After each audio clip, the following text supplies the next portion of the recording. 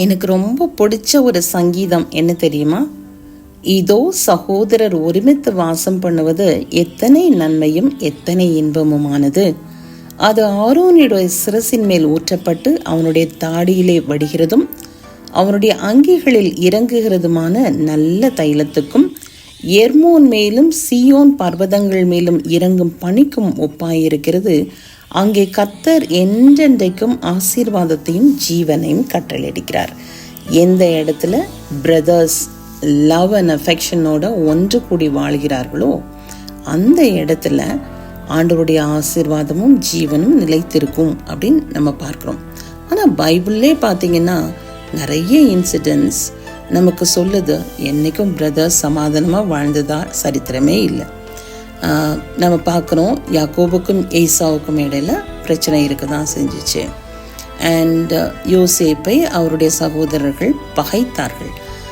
நிறைய அந்த மாதிரி கண்டினியூஸாக ஏன் ஆதி பிதா காலத்திலேயே நம்ம பார்க்க முடிகிறது. அவருடைய 2 பிள்ளைகளும் ஒருவருக்கொருவர் பகைத்தார்கள் அப்படின்னு சொல்லி நம்ம பார்க்க முடிகிறது. காயின் ஆபேல் ஒருவரை ஒருவர் பகைத்தார்கள் பார்க்குறோம். ஸோ பிரதர்ஸ் ஒன்றா வாழ்கிறது கொஞ்சம் கஷ்டமான காரியம்தான். பட் ஐ ஃபீல் வேதம் சொன்னது போல் அந்த உண்மையான அன்பு பாசம் இருக்கும் பொழுது அந்த இடத்துல கர்த்தர் ஆசீர்வாதத்தையும் ஜீவனையும் கட்டளையிடுகிறார் என்று அடிக்கடி நான் என்னுடைய ஜெபத்தில் யூஸ் பண்ணுற ஒரு சங்கீதம் இந்த சங்கீதம் 133. கர்த்தருடைய அன்பு ஒரு இடத்துல அடிப்படையாக இருக்கும் பொழுது எப்படிப்பட்ட சூழ்நிலைகள்லையும் சகோதர அன்பு சகோதர ஸ்நேகம் பாசிபிள். ஆனால் அந்த தேவ அன்பு இல்லாத இடத்துல அது கொஞ்சம் கஷ்டமான காரியம்தான்.